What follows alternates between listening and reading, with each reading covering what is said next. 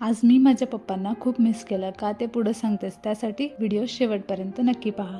गाजर बघून तुमच्या लक्षात आलंच असेल की आज मी काय बनवणार आहे. तर आज बनवणार होते गाजरचा हलवा. सुपर मार्केटमध्ये छान कोवळी अशी गाजर आली होती.